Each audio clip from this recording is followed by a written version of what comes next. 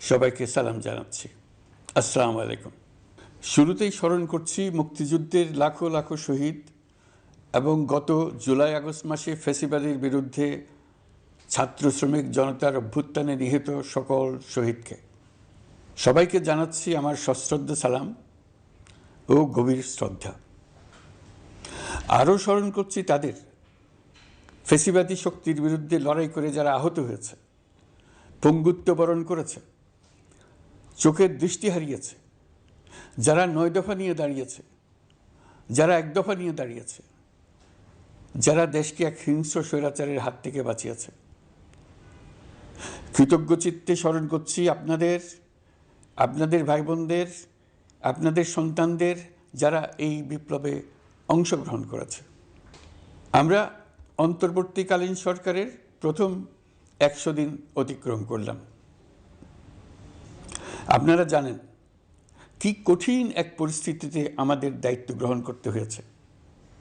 ছাত্র শ্রমিক জনতার অভূতপূর্ব গণ অভ্যুত্থানের পর ফ্যাসিস্ট সরকার প্রধান পালিয়ে গেলে দেশ সরকার শূন্য হয় সাময়িকভাবে। পুলিশ প্রশাসন এ সময় সম্পূর্ণ নিষ্ক্রিয় হয়ে পড়লে উদ্বেগজনক এক পরিস্থিতির সৃষ্টি হয়। স্বৈরশাসনে বিপর্যস্ত এই দেশকে আমাদের সবাইকে মিলে পুনর্গঠন করতে হচ্ছে। জুলাই আগস্ট বিপ্লবের পর আমরা এমন একটি দেশ হাতে পেয়েছি যার সর্বত্র ছিল বিশৃঙ্খলা। স্বৈরশাসন টিকিয়ে রাখতে আইনশৃঙ্খলা বাহিনীকে জনগণের মুখোমুখি দাঁড় করিয়ে দেওয়া হয়েছিল। বিপ্লব চলাকালে প্রায় 1,500 ছাত্র শ্রমিক জনতার শহীদে মৃত্যু হয়। আমাদের সরকার প্রতিটি মৃত্যুর তথ্য অত্যন্ত যত্নের সাথে জোগাড় করছে। এই বিপ্লবে আহত হয়েছে 19,931 জন। আহতদের জন্য ঢাকার 13টি হাসপাতাল সহ বিভিন্ন বিশেষায়িত হাসপাতালে চিকিৎসার ব্যবস্থা করা হয়েছে। প্রতিদিনই তালিকায় আরও নতুন নতুন শহীদের তথ্য যোগ হচ্ছে, যারা স্বৈরাচারের আক্রোশের শিকার হয়ে এই পৃথিবী ছেড়ে চলে গেছেন। প্রতিটি হত্যার বিচার আমরা করবই। জুলাই আগস্ট হত্যাকাণ্ডের বিচারের যে উদ্যোগ আমরা নিয়েছি তার কাজও বেশ ভালোভাবে এগিয়ে যাচ্ছে। পতিত স্বৈরাচার শেখ হাসিনাকেও আমরা ভারতের কাছ থেকে ফেরত চাইব। কেবল জুলাই আগস্ট হত্যাকাণ্ডই নয়, আমরা গত 15 বছরে সব অপকর্মের বিচার করব। অসংখ্য মানুষ গুম হয়েছে, খুন হয়েছে। এই সময় আমরা গুমের তদন্তে একটা কমিশন গঠন করেছি। কমিশন প্রধান আমাকে জানিয়েছেন অক্টোবর পর্যন্ত তারা 1600 গুমের তথ্য পেয়েছেন। তাদের ধারণা এই সংখ্যা 3,500 ছাড়িয়ে যাবে। অনেকেই কমিশনের কাছে গুমের অভিযোগ করতে ভয় পাচ্ছেন, এই ভেবে যে অভিযুক্ত ব্যক্তিদের দ্বারা তারা আবার আক্রান্ত হতে পারেন, ক্ষতিগ্রস্ত হতে পারেন। আমি আপনাদের আশ্বস্ত করতে চাই, আপনারা দ্বিধাহীন চিত্তে কমিশনকে আপনাদের অভিযোগ জানান। কারো সাধ্য নাই আপনাদের গায়ে আবার হাত দেয়। গুম কমিশনের সদস্যদের কাছে ভুক্তভোগীদের যে বিবরণ আমরা পেয়েছি তা অত্যন্ত মর্মান্তিক। জুলাই আগস্টের বিপ্লবের পর ছাত্রছাত্রীরা শহর বন্দরের দেয়ালে দেয়ালে তাদের মনের কথা লিখেছে। তাদেরও আগে যারা গুমের শিকার হয়েছে প্রতিটি গোপন আস্তানার দেয়ালে দেয়ালে তারা লিখে গেছেন তাদের কষ্টের মর্মস্পর্শী বিবরণ। তাদের এইসব কষ্টের কথা শুনে আমাদের হৃদয় কেঁপে উঠেছে। এসবের সঙ্গে জড়িতদের আমরা বিচারের কাঠগড়ায় দাঁড় করাবই। অভিযুক্ত যত শক্তিশালীই হোক, যে বাহিনীরই হোক, তাকে ছাড় দেওয়ার কোনো সুযোগ নেই। কেবল দেশে নয়, গুম, খুন ও জুলাই আগস্ট গণহত্যার সাথে জড়িতদের আমরা আন্তর্জাতিক আদালতেও বিচারের উদ্যোগ নিয়েছি। ইন্টারন্যাশনাল ক্রিমিনাল কোর্টের প্রধান কৌঁসুলি করিম খানের সঙ্গে আমার এই ব্যাপারে ইতিমধ্যে কথা হয়েছে। আইনশৃঙ্খলা রক্ষাকারী বাহিনীগুলোর কোনো সদস্য কিংবা অন্য কেউ যাতে হত্যা, গুমসহ এই ধরনের কোনো অপরাধে জড়িয়ে পড়তে না পারে, এই জন্য আমরা গুম বিরোধী আন্তর্জাতিক সনদে স্বাক্ষর করেছি।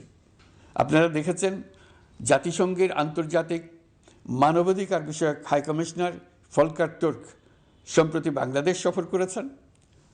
জাতিসংঘ জুলাই আগস্ট হত্যাকাণ্ডের তদন্তে আমাদের সহযোগিতার হাত বাড়িয়ে দিয়েছেন। ডিসেম্বর প্রথম সপ্তাহে তারা আমাদেরকে তাদের রিপোর্ট হস্তান্তর করার প্রতিশ্রুতি দিয়েছে। অতীতের গুমের ঘটনাগুলো তদন্ত কাজেও আমরা নিয়মিত তাদের সঙ্গে যোগাযোগ রক্ষা করে চলেছি। মানবাধিকার রক্ষায় সহযোগিতা করতে ঢাকায় তারা তাদের জনবল বাড়ানোর প্রস্তাব দিয়েছে। আমরা এই প্রস্তাব গ্রহণ করেছি। প্রিয় দেশবাসী, আমি আগেও জানিয়েছি, আবারও জানাচ্ছি, গণ অভ্যুত্থানে সকল শহীদদের পরিবারকে পুনর্বাসন করা হবে, একজনও বাদ যাবে না। সকল আহত শিক্ষার্থী, শ্রমিক, জনতার চিকিৎসার সম্পূর্ণ ব্যয় সরকার বহন করবে। আহতদের দীর্ঘমেয়াদী এবং ব্যয়বহুল চিকিৎসা এবং শহীদদের পরিবারের দেখাশোনার জন্য স্বাস্থ্য মন্ত্রণালয়ের নেতৃত্বে একটি পূর্ণাঙ্গ তালিকা প্রস্তুত করা হয়েছে। প্রতিটি শহীদ পরিবারকে সরকারের পক্ষ থেকে 30 লক্ষ টাকা দেওয়া হচ্ছে। যারা বুলেটের আঘাতে তাদের দৃষ্টিশক্তি হারিয়েছেন, তাদের চিকিৎসার জন্য নেপাল থেকে কর্নিয়া আনার ব্যবস্থা করা হয়েছে এবং যাদের প্রয়োজন তাদেরকে সরকারের পক্ষ থেকে বিদেশে চিকিৎসার জন্য পাঠানো হচ্ছে। জুলাই অভ্যুত্থানের কোনো শহীদ এবং আহত ছাত্র, শ্রমিক চিকিৎসা সেবা এবং পুনর্বাসন পরিকল্পনা থেকে বাদ যাবে না। এটি অন্তর্বর্তীকালীন সরকারের অঙ্গীকার। এই গণ অভ্যুত্থানের শহীদের স্মৃতি ধরে রাখতে গঠিত জুলাই শহীদ স্মৃতি ফাউন্ডেশন বেশ পাকাপোক্তভাবে তাদের কাজ শুরু করেছে। এই ফাউন্ডেশনকে সরকার 100 কোটি টাকা অনুদান দিয়েছে। এছাড়াও জুলাই আগস্ট বিপ্লবে শহীদ পরিবারের পুনর্বাসন ও আহতদের সর্বোত্তম চিকিৎসা নিশ্চিত করার জন্য সমাজ কল্যাণ মন্ত্রণালয়ের পক্ষ থেকে $5 মিলিয়ন একটি বরাদ্দ প্রস্তাব অর্থনৈতিক সম্পর্ক বিভাগের মাধ্যমে বিশ্ব ব্যাংকে পাঠানো হয়েছে। পতিত স্বৈরাচার পুলিশকে দলীয় কর্মীর মতো ব্যবহার করেছে। বাধ্য হয়ে তাদের অনেকেই গণহত্যায় অংশ নিয়েছেন।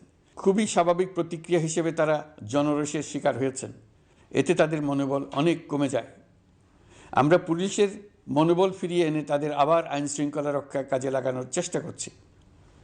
এক্ষেত্রে অনেক দৃশ্যমান উন্নতিও হয়েছে। আইন শৃঙ্খলা রক্ষায় বাংলাদেশ সেনাবাহিনীকেও কিছু নির্বাহী ক্ষমতা দেওয়া হয়েছে, যা পরিস্থিতির দৃশ্যমান উন্নতিতে সহায়তা করেছে। আমি আপনাদের সবাইকে ধন্যবাদ জানাই।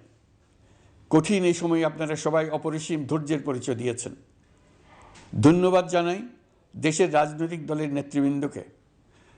তারা তাদের কর্মীদের শান্ত থাকার আহ্বান জানিয়েছেন। প্রতিশোধ স্পৃহায় লিপ্ত হয়ে কেউ যাতে হানাহানিতে জড়িয়ে না পড়ে সেই আহ্বান জানিয়েছেন। আপনাদের সবাই এই আহ্বানে সাড়া দিয়েছেন। ফেসিবাদী শক্তি ভয় দেখিয়েছিল তারা ক্ষমতা ছাড়লে দেশে লাখ লাখ লোক মারা পড়বে। টানা 7 দিন পুলিশ প্রশাসন সম্পূর্ণ নিষ্ক্রিয় থাকার পরও ব্যাপক আকারে সহিংসতা এড়ানো গেছে। আমরা যখন দায়িত্ব গ্রহণ করি, বাংলাদেশ তখন সম্পূর্ণ অরক্ষিত একটা দেশ। এই সময় ধর্মীয় সংখ্যালঘুদের মধ্যে অহেতুক আতঙ্ক ছড়ানোর চেষ্টা করা হয়েছে। কয়েকটি ক্ষেত্রে তারা সহিংসতারও শিকার হয়েছেন। কিন্তু এটা নিয়ে যেসব প্রচারণা হয়েছে তা ছিল সম্পূর্ণ অতিরঞ্জিত। অল্প যে সমস্ত সহিংসতার ঘটনা ঘটেছে তার মূল কারণ ছিল রাজনৈতিক। কিন্তু এইসব ঘটনাকে ধর্মীয় আবরণ দিয়ে বাংলাদেশকে নতুন করে অস্থিতিশীল করে তোলার চেষ্টা করা হয়েছে। আপনাদের সবার সহযোগিতায় আমরা দৃঢ়ভাবে এই পরিস্থিতি সামাল দিয়েছি। আমাদের দায়িত্ব গ্রহণের 2 মাসের মাথায় দেশে দুর্গাপূজা উদযাপিত হয়েছে প্রায় 32,000 পূজা মণ্ডপে। দুর্গাপূজা উপলক্ষে নির্বাহী আদেশে একদিন অতিরিক্ত ছুটি ঘোষণা করা হয়, যা উৎসবের আমেজকে অনেক গুণ বাড়িয়ে দেয়। দুর্গাপূজাকে ঘিরে আমরা ব্যাপক নিরাপত্তা প্রস্তুতি নিই, যার ফলে দেশের হিন্দু সম্প্রদায় নির্বিঘ্নে তাদের উৎসব পালন করেছে। আমরা দায়িত্বে আসার পর যে অল্প কিছু ক্ষেত্রে তারা সহিংসতার শিকার হয়েছেন, আমরা তার প্রতিটি ঘটনার তদন্ত করেছি।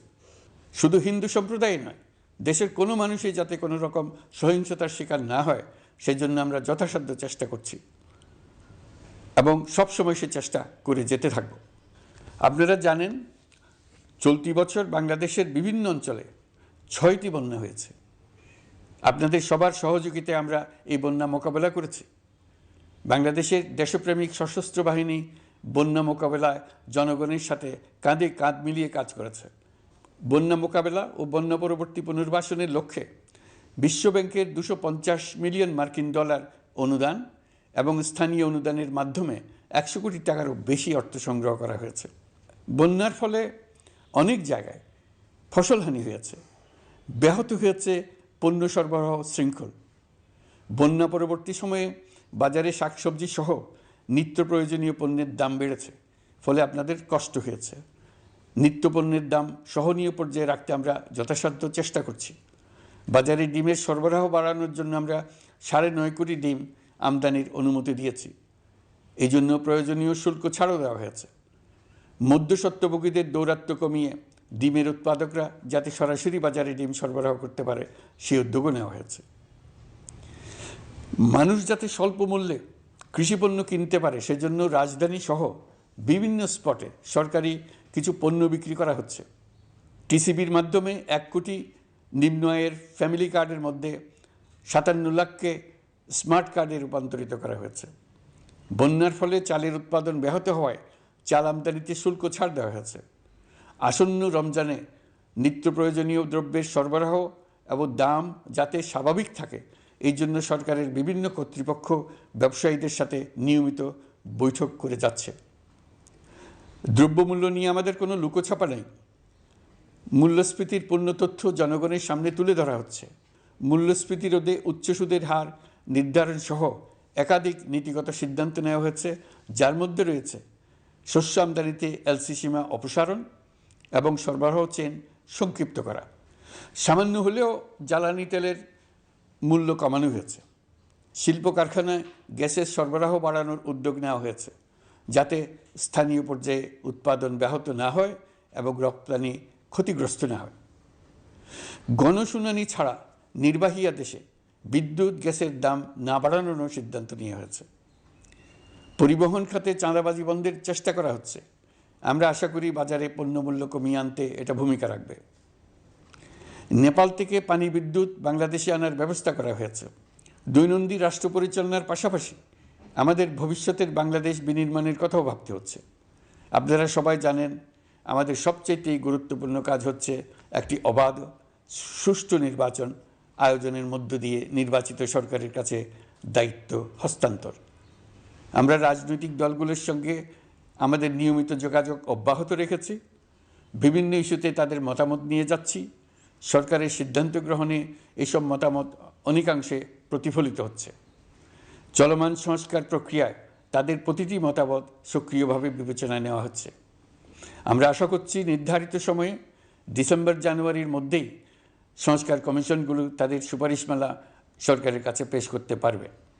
তাদের সুপারিশ নিয়ে আমরা রাজনৈতিক দলগুলোর সঙ্গে ক্রমাগতভাবে আলোচনায় বসব। সকলের ঐক্যমত্যের ভিত্তিতেই আমরা সংস্কার প্রস্তাব চূড়ান্ত করব। নির্বাচন কবে হবে এই প্রশ্ন আপনাদের সবার মনেই আছে, আমাদের মনেও সারাক্ষণ আছে।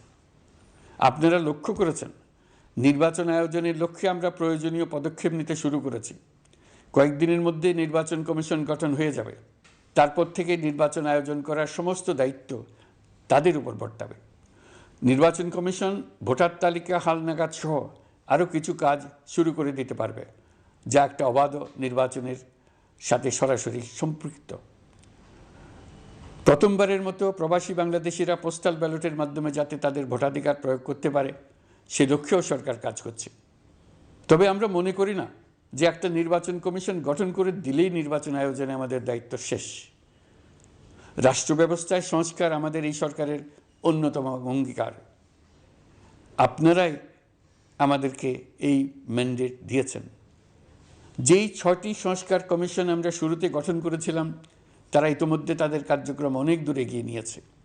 বিভিন্ন গণমাধ্যমে আপনারা তাদের কার্যক্রমের আপডেটও দেখছেন। কয়েকটি সংস্কার কমিশন ডিজিটাল প্ল্যাটফর্ম গঠন করেছে। আমার অনুরোধ আপনারা এই প্ল্যাটফর্মে উৎসাহ সহকারে আপনাদের মতামত জানাতে থাকুন। প্রথম 6টি সংস্কার কমিশনের মধ্যে একটি হলো নির্বাচন সংস্কার কমিশন। নির্বাচন অনুষ্ঠানের জন্য এই কমিশনের সুপারিশমালা অত্যন্ত জরুরি। তাদের প্ল্যাটফর্মে যান, আপনার মতামত খোলাখুলিভাবে তুলে ধরুন। আপনি দেশের মালিক, আপনি বলে দিন আপনি কি চান, কিভাবে চান। নির্বাচন নিয়ে আপনাদের সকল বক্তব্য বিনা দ্বিধায় বলতে থাকুন। আপনার মনের কথা তুলে ধরুন। আমার অনুরোধ সংস্কারের কথাটাও একই সঙ্গে বলুন। সংস্কারকে পাশ কাটিয়ে যাবেন না। নির্বাচনের কথা বলার সঙ্গে নির্বাচন ও অন্যান্য ক্ষেত্রে সংস্কারের কথাটিও বলুন। সংস্কার হলো জাতির দীর্ঘমেয়াদী জীবনী শক্তি। সংস্কার জাতিকে, বিশেষ করে আমাদের তরুণ তরুণীদের নতুন পৃথিবী সৃষ্টির সুযোগ দেবে, জাতিকে বঞ্চিত করবেন না। নির্বাচন আয়োজনে যে সংস্কার কমিশনের সুপারিশমালায় রাজনৈতিক দলসমূহ এবং দেশের সকল মানুষের মতামত অপরিহার্য, সেই কমিশন হলো সংবিধান সংস্কার কমিশন। এই সুপারিশমালার যে অংশ সকলের কাছে গ্রহণযোগ্য হবে তার ভিত্তিতে নির্বাচনী আইন সংশোধন করতে হবে। সমান্তরালভাবে ভোটার তালিকাও হালনাগাদ করার প্রক্রিয়া চলতে থাকবে। আমি নিশ্চিত নই সংস্কার প্রস্তাবসমূহ বাস্তবায়নের সুযোগ আমরা কতটুকু পাব, তবে আমি আপনাদের কথা দিচ্ছি, আপনারা সুযোগ দিলে প্রয়োজনীয় কিছু অত্যাবশ্যকীয় সংস্কার কাজ শেষ করেই আমরা আপনাদের কাঙ্ক্ষিত নির্বাচন আয়োজন করব। ততদিন পর্যন্ত আমি আপনাদের ধৈর্য ধারণ করার অনুরোধ করব। আমরা চাইব আমরা যেন এমন একটি নির্বাচন ব্যবস্থা সৃষ্টি করতে পারি যা যুগ যুগ ধরে অনুসরণ করা যাবে। এর ফলে সাংবৎসরিক রাজনৈতিক সংকট থেকে আমাদের দেশ রক্ষা পাবে। এই জন্য প্রয়োজনীয় সময়টুকু আমি আপনাদের কাছ থেকে চেয়ে নিচ্ছি। নির্বাচনী সংস্কারের সিদ্ধান্ত হয়ে গেলে খুব দ্রুত আপনারা নির্বাচনের রোডম্যাপও পেয়ে যাবেন। অন্তর্বর্তী সরকার সৃষ্টি হয়েছে রাজনীতিকে নীতির কাঠামোয় আনার জন্য এবং রাজনীতির জন্য নতুন পরিবেশ সৃষ্টির নিবিড় আকাঙ্ক্ষা থেকে। এই আকাঙ্ক্ষা পূরণ করা থেকে জাতিকে বঞ্চিত করবেন না। নির্বাচনের ট্রেন যাত্রা শুরু করেছে, এটা আর থামবে না, কিন্তু যেতে যেতে আমাদের অনেকগুলো কাজ সেরে ফেলতে হবে। এই ট্রেন শেষ স্টেশনে কখন পৌঁছবে সেটা নির্ভর করবে কত তাড়াতাড়ি আমরা তার জন্য রেল লাইনগুলো বসিয়ে দিতে পারি, আর তা হবে রাজনৈতিক দলসমূহের ঐক্যমত্যের মাধ্যমে। ইতিমধ্যে অন্যান্য সংস্কার কমিশনের সুপারিশমালা নিয়ে আলাপ চলতে থাকবে। নির্বাচন ছাড়াও আরও গুরুত্বপূর্ণ সংস্কার করার ব্যাপারে ঐক্যমত গঠনের জন্য অতিরিক্ত সময় প্রয়োজন হতে পারে। দেশবাসীর কাছে, বিশেষ করে রাজনৈতিক দলগুলির কাছে আমরা ক্রমাগতভাবে প্রশ্ন তুলতে থাকব, কী কী সংস্কার নির্বাচনের আগে আপনারা করে নিতে চান। নির্বাচনের আয়োজন চলাকালীন কিছু সংস্কার হতে পারে। সংস্কারের জন্য নির্বাচনকে কয়েক মাস বিলম্বিতও করা যেতে পারে। আমরা দুদিন পরে চলে যাব, কিন্তু আমাদের মাধ্যমে জাতির জন্য যে ঐতিহাসিক সুযোগ সৃষ্টি হলো, সেই সুযোগটা যেন কোনো রকমই হাতছাড়া করে না দিই, এটার ব্যাপারে দৃঢ় থাকার জন্য আমি দলমত, নারী পুরুষ, ধর্ম, তরুণ বৃদ্ধ, ছাত্র, ব্যবসায়ী, শ্রমিক, কৃষক নির্বিশেষে সবার কাছে আহ্বান জানাচ্ছি। আশা করি আপনারা আমার এই আবেদন গ্রহণ করবেন। দেশে সংগঠিত অন্যান্য অপরাধের বিচার প্রক্রিয়া ত্বরান্বিত করার জন্য দেশের বিভিন্ন জেলায় সহস্রাধিক প্রসিকিউটর নিয়োগ দেওয়া হয়েছে। হাইকোর্টে ইতিমধ্যে নিয়োগ দেওয়া হয়েছে 23 জন নতুন বিচারক। বিচার বিভাগকে ঘুষ ও দুর্নীতিমুক্ত করার জন্য সম্ভব সব ধরনের চেষ্টাই করা হচ্ছে। বিচারপতিদের নিয়মতান্ত্রিক উপায়ে শাস্তিমূলক ব্যবস্থা গ্রহণের জন্য সুপ্রিম জুডিশিয়াল কাউন্সিল পুনর্বহাল করা হয়েছে। শুধু বিচার বিভাগই নয়, সর্বগ্রাসী দুর্নীতির হাত থেকে দেশের সব খাতকেই রক্ষা করতে আমরা সচেষ্ট হয়েছি। দুর্নীতি দমন কমিশন পুনর্গঠনের কাজ প্রায় শেষ পর্যায়ে। দুর্নীতি ও অর্থ পাচারে অভিযুক্ত প্রভাবশালী 150 ব্যক্তির তালিকা তৈরি এবং 79 জনের বিরুদ্ধে অনুসন্ধান শুরু হয়েছে। 15% হারে আয়কর পরিশোধ করে অপ্রদর্শিত পরিসম্পদ অর্থাৎ কালো টাকা সাদা করার বিধান বাতিল করা হয়েছে। সরকারি কার্যক্রমকে গতিশীল করতে বিভিন্ন পর্যায়ের 19,084 জন কর্মকর্তা কর্মচারীকে পদোন্নতি, 13,429 জনকে বদলি এবং 12,636 জনের বিরুদ্ধে শাস্তিমূলক ব্যবস্থা গ্রহণ করা হয়েছে। সাংবিধানিক প্রতিষ্ঠান পাবলিক সার্ভিস কমিশন পুনর্গঠন করা হয়েছে। কুখ্যাত সাইবার সিকিউরিটি আইন বাতিলের নীতিগত সিদ্ধান্ত হয়েছে। এই আইনের অধীনে হওয়া যেসব মামলা মানুষের মত প্রকাশের অধিকারের সাথে সম্পর্কিত সেগুলো প্রত্যাহার করা হয়েছে। এছাড়াও 133টি আইন বিধিবিধান তৈরি ও সংশোধন করা হয়েছে। 353টি গুরুত্বপূর্ণ নীতি নির্ধারণের সিদ্ধান্ত গ্রহণ করা হয়েছে। ছাত্রছাত্রীদের দাবি মেনে ইতিমধ্যে সরকারি চাকরির বয়সসীমা 32-এ উন্নীত করা হয়েছে। আমরা জানি আমাদের কাছে আপনাদের আরও অনেক দাবি দেওয়া আছে। দীর্ঘদিনের অপশাসন, অত্যাচার, অনাচারের ফলে আপনাদের মনে অনেক ক্ষোভ পঞ্জীভূত হয়েছে। দেশে বাক স্বাধীনতা না থাকায় আমরা কেউ আমাদের মতামত, দাবি দাওয়া প্রকাশ করতে পারিনি। আমরা আপনাদের প্রতিটি দাবির প্রতি সহানুভূতিশীল। আমরা ধৈর্য সহকারে আপনাদের কথা শুনতে চাই, কিন্তু সেজন্য আপনারা সড়ক অবরোধ করে জনদুর্ভোগ সৃষ্টি করলে আমাদের সকলেরই অসুবিধা হয়। আমাদের একান্ত অনুরোধ, আপনারা নির্দিষ্ট চ্যানেল মেনটেন করে আপনাদের দাবি দেওয়া পেশ করবেন। আমাদের বৃহৎ রপ্তানি পণ্য গার্মেন্টস শিল্পে গত কিছুদিন ব্যাপক অস্থিরতা বিরাজ করছে।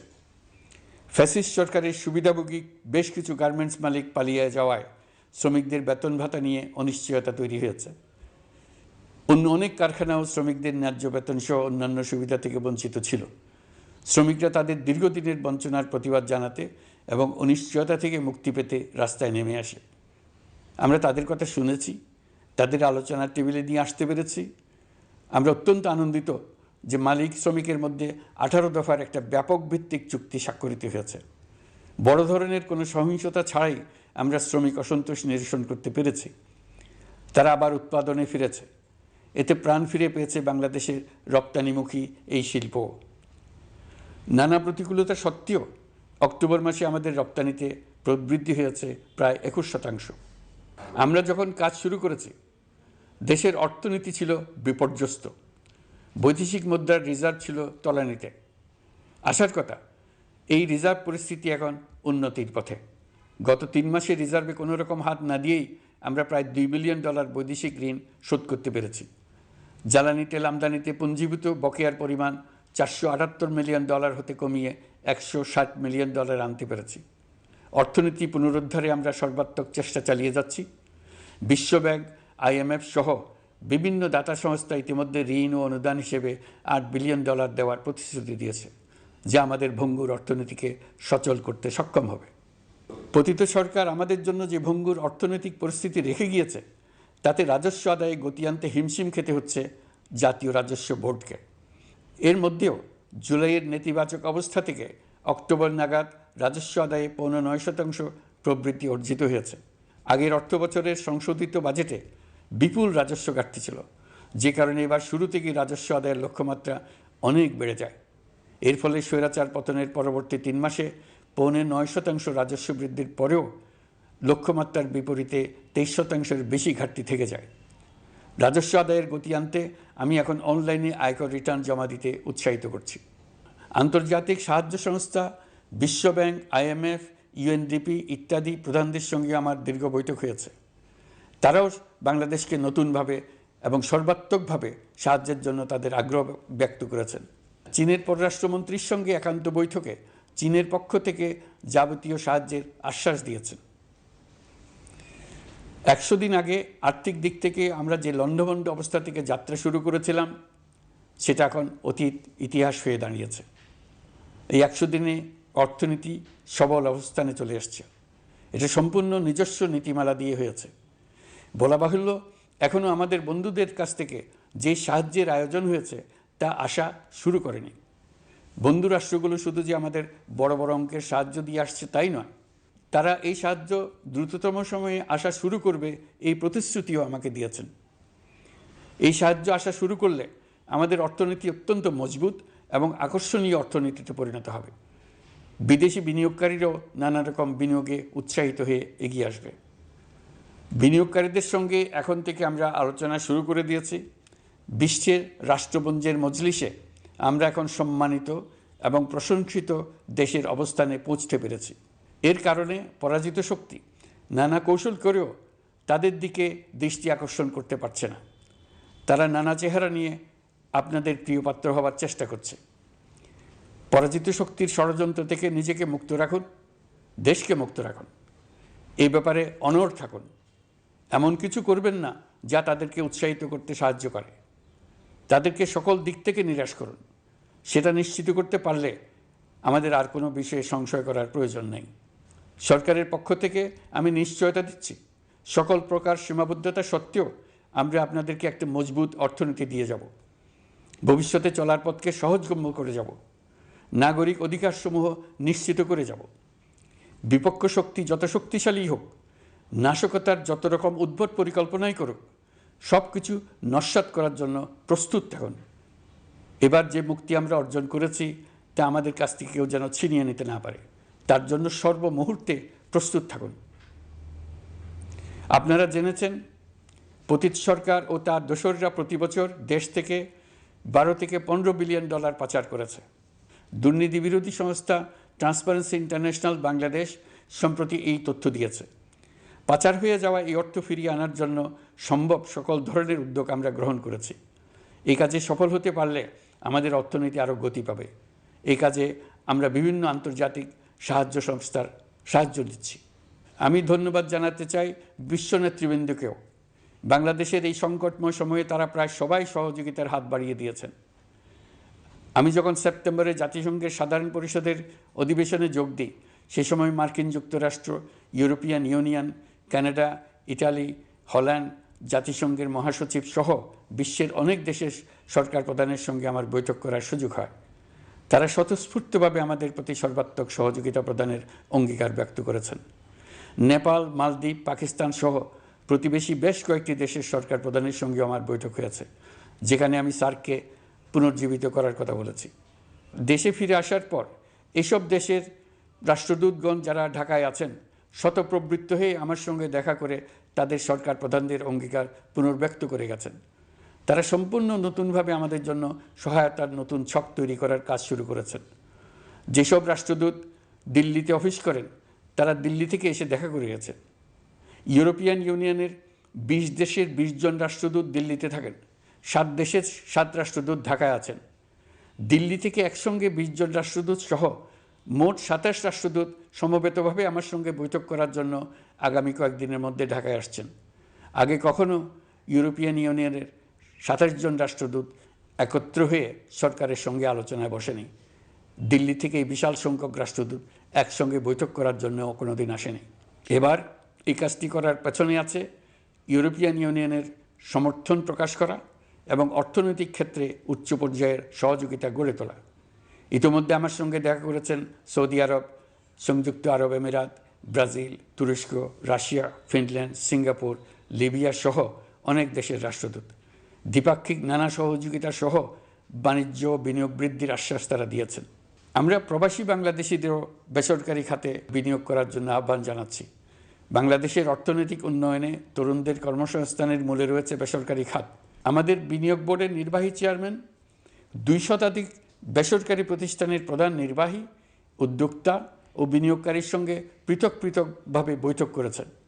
নীতির ধারাবাহিকতার অভাব, সরকারি বেসরকারি পর্যায়ে মত বিনিময়ের অভাব, সরকারি অফিসের জটিল প্রক্রিয়া এবং সর্বোপরি দুর্নীতি বিদ্যমান বিনিয়োগকারীদের সমস্যায় ফেলেছে। বিনিয়োগকারীদের উদ্বেগ নিরসনে আমরা অনেকগুলো কাজ করেছি। ইতিমধ্যে সত্যিকারের ওয়ান স্টপ সার্ভিস চালু হয়েছে। বিনিয়োগ সংক্রান্ত চ্যালেঞ্জ সমাধানে আন্তঃমন্ত্রণালয় কমিটি গঠন করা হয়েছে। বেসরকারি খাতের উপদেষ্টা কাউন্সিল ও ডিজিটালাইজেশনের মাধ্যমে সরকারি অফিসে না এসে প্রয়োজনীয় কর্মসম্পাদনের পদক্ষেপ নেওয়া হয়েছে। বিনিয়োগ উন্নয়ন সংস্থা আমাদের অগ্রগতির বিষয়ে সবাইকে মাসিক ভিত্তিতে আপডেট করে যাচ্ছে। আমরা প্রবাসীদের কল্যাণে কাজ করছি। আমার অনুরোধে সংযুক্ত আরব আমিরাত সাজাপ্রাপ্ত 57 জন সহ অন্যান্য বাংলাদেশিকে মুক্তি দিয়েছে। এইসব বাংলাদেশি যাবজ্জীবন কারাবাসের ঝুঁকি নিয়ে ফেসিবাদের বিপক্ষে প্রতিবাদ করেছিল। বাংলাদেশিরা এরকম প্রতিবাদ আরও অনেক দেশেই করেছেন। আমরা তাদের প্রতি কৃতজ্ঞ। কয়েকদিন আগে বাকুতে সংযুক্ত আরব আমিরাতের প্রেসিডেন্ট জনাব শেখ মোহাম্মদ বিন জায়েদ আল নাহিয়ানের সঙ্গে আমার কথা হয়েছে। তাকে বাংলাদেশের পক্ষ থেকে ধন্যবাদ জানিয়েছি। তিনি বলেছেন বাংলাদেশের জন্য যে কোনো সাহায্য লাগলে আমি যেন তাকে জানাই। প্রবাসীদের কল্যাণে আমাদের সরকার সম্ভব সব ধরনের উদ্যোগ গ্রহণ করে যাচ্ছে। আপনারা জানেন মালয়েশিয়ার প্রধানমন্ত্রী আনোয়ার ইব্রাহিম সম্প্রতি বাংলাদেশ সফর করেছেন। 18,000 বাংলাদেশি যারা সব ধরনের আনুষ্ঠানিকতা মেনে চলার পরেও স্বৈরাচারী সরকারের অব্যবস্থাপনার জন্য মালয়েশিয়া যেতে পারেন নাই, তিনি তাদের জন্য মালয়েশিয়ার দ্বার আবার উন্মুক্ত করার আশ্বাস দিয়েছেন। এই লক্ষ্যে আমরা কাজও শুরু করেছি। আপনারা জেনে থাকবেন মালয়েশিয়া আগামী বছর দক্ষিণ পূর্ব এশিয়ার আঞ্চলিক সহযোগিতা সংস্থা আসিয়ানের চেয়ারম্যানের দায়িত্ব নিতে যাচ্ছে। আমরা ইতিমধ্যে আসিয়ানের সদস্যপদের জন্য আবেদন করেছি। মালয়েশিয়ার প্রধানমন্ত্রী আমাদের আবেদন সক্রিয়ভাবে বিবেচনার আশ্বাস দিয়েছেন। একই ধরনের আশ্বাস আমরা পেয়েছি ইন্দোনেশিয়া থেকেও। ইন্দোনেশিয়ার পক্ষ থেকে সে দেশে রাষ্ট্রীয় সফরে যাওয়ার জন্য আমাকে অনুরোধ করেছে। সৌদি আরব সহ বিশ্বের আরও অনেক দেশ আমাদের সঙ্গে সহযোগিতা বৃদ্ধির প্রস্তাব দিয়েছে। প্রথমবারের মতো ওআইসি সদর দপ্তরে আমরা স্থায়ীভাবে রাষ্ট্রদূত নিয়োগ দিয়েছি। তুরস্কের রাষ্ট্রপতি রিসেপ তাইয়েপ এরদোগানের সাথে আগে আমার টেলিফোনে আলাপ হয়েছে। এবার COP29 সম্মেলনে গিয়ে তিনিও তার স্ত্রীর সঙ্গে অত্যন্ত অন্তরঙ্গ পরিবেশে আলোচনা হয়েছে। বাংলাদেশের প্রতি তার বিশেষ সমর্থনের কথা তিনি বারবার প্রকাশ করেছেন। তুরস্কের একটি বাণিজ্য প্রতিনিধি দল ইতিমধ্যে বাংলাদেশ সফর করেছে। তুরস্ক এদেশের সঙ্গে অর্থনৈতিক সম্পর্ক উন্নয়নের জন্য টার্কিশ ইনভেস্টমেন্ট অথরিটি বা তিকা একটি অফিস ঢাকায় স্থাপনের জন্য ঘোষণা দিয়েছে। এর মাধ্যমে তুরস্কের বিনিয়োগ ও বাণিজ্য বৃদ্ধির উদ্যোগ নেওয়া হবে। এ উদ্দেশ্যে চলতি মাসে একটি উচ্চ ক্ষমতা সম্পন্ন দল তুরস্ক থেকে বাংলাদেশে আসছেন। প্রিয় দেশবাসী, নতুন হজ প্যাকেজ ঘোষণা করা হয়েছে। তাতে হজের ব্যয় 1 লাখ টাকারও বেশি কমিয়ে আনা হয়েছে। পাশাপাশি আমরা এই সিদ্ধান্ত গ্রহণ করেছি, এই বছর সরকারি খরচে কাউকে হজে পাঠানো হবে না। আমরা নতুন বাংলাদেশকে একটা পরিবেশ বান্ধব এবং জীব বৈচিত্র্যময় দেশ হিসেবে গড়ে তোলার উদ্যোগ নিয়েছি। এটি তরুণদের আকাঙ্ক্ষা, আমাদের সবারই আকাঙ্ক্ষা। সেই লক্ষ্যে আমি প্রথমেই একটি ক্ষুদ্র পদক্ষেপ নিয়েছি। সমগ্র সচিবালয়ে প্লাস্টিকের পানির বোতল ব্যবহার নিষিদ্ধ করেছি। ইতিমধ্যে সুপার শপগুলোতে পলিথিনের শপিং ব্যাগ ব্যবহার বন্ধ করার উদ্যোগ নেওয়া হয়েছে। গত কয়েক দশকে যে পরিমাণ নদী দূষণ হয়েছে, আমরা তা বন্ধ করার উদ্যোগ নিয়েছি। আপনারা সবাই অবগত আছেন, জলবায়ু পরিবর্তন আমাদের জীবনযাত্রার জন্য কীরকম হুমকি হয়ে আসছে। গত 1 বছরে বাংলাদেশ প্রায় 15টি প্রাকৃতিক দুর্যোগের শিকার হয়েছে। মানুষের সৃষ্ট নানাবিধ দুর্যোগের পাশাপাশি এসব প্রাকৃতিক দুর্যোগের বিপক্ষেও আমাদের লড়তে হচ্ছে। আজারবাইজানে জলবায়ু সম্মেলনে বিশ্ব নেতৃবৃন্দকে আমি আমার উদ্যোগের কথা জানিয়েছি।